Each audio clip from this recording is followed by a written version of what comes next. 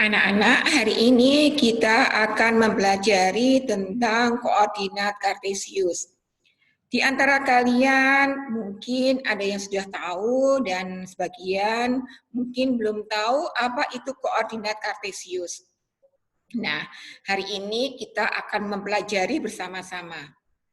Anak-anak, koordinat kartesius itu terdiri dari dua sumbu, yaitu sumbu X dan sumbu Y. Sumbu X adalah yang mendatar atau yang horizontal dan sumbu Y adalah yang vertikal. Nah, pada pertemuan sumbu X dan sumbu Y itu ada P atau titik pusat. Nah, titik pusat itu akan menentukan yang di sebelah kanan titik pusat itu adalah angka-angka positif. Sedangkan yang berada di sebelah kiri titik pusat adalah angka-angka negatif. Pada atas titik pusat itu juga angka-angka positif, sedangkan di bawah titik pusat itu angka-angka negatif.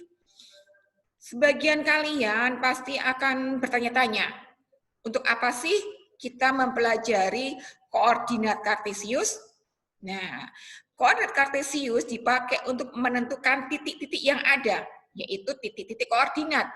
Gimana sih letak titik koordinat sebuah benda itu? Nah, kita lihat ya, apa sih manfaatnya? Manfaat dari koordinat kartesius yaitu pada pilot itu untuk menunjukkan arah penerbangan. Dapat juga menentukan letak tempat dengan menggunakan garis lintang dan garis bujur.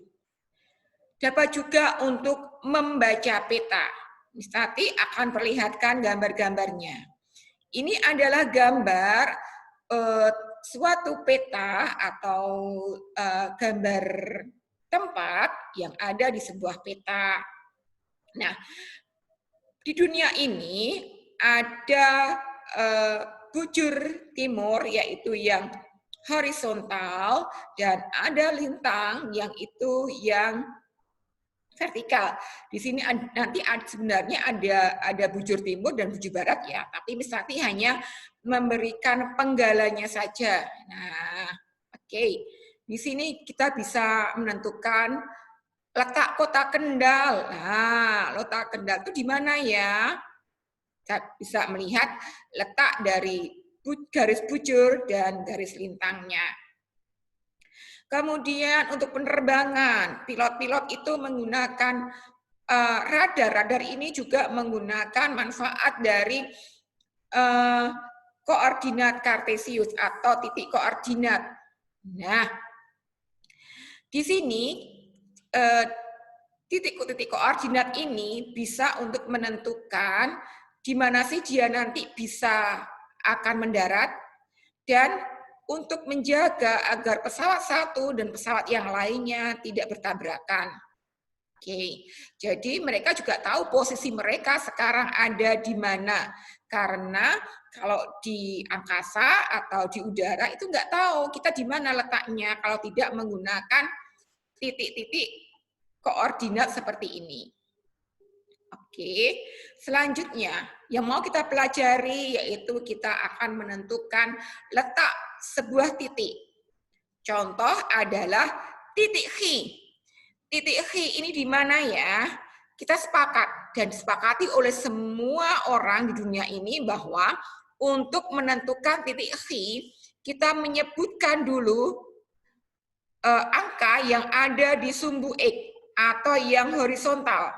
Kemudian baru kita menyebutkan yang sumbu Y atau yang vertikal. Contoh titik H.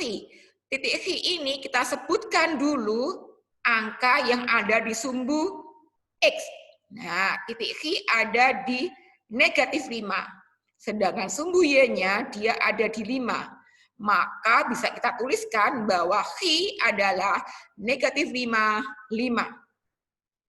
Jangan sampai kita salah. Kalau kita menyebutkan H ada di 5, negatif 5, nanti H-nya ada di sini. 5, negatif 5. Nah, kesepakatannya yang disebutkan adalah yang ada di X dulu. R di mana ya? R ada di negatif 5 dan negatif 3. Maka dituliskan negatif 5, negatif 3. S, di mana ya S? S ada di 3, negatif 2. Oke, kalau salah menyebutkan negatif 2 dulu, maka S menjadi berada di sini. Jadi tidak boleh salah sebut. Sedangkan P ada di 2, 4. Dia ada di sini. Oke, selanjutnya. Kita juga bisa membuat sebuah bidang datar dari menentukan titik koordinat. Contoh, A, negatif 3, negatif 2. B, 3, negatif 2.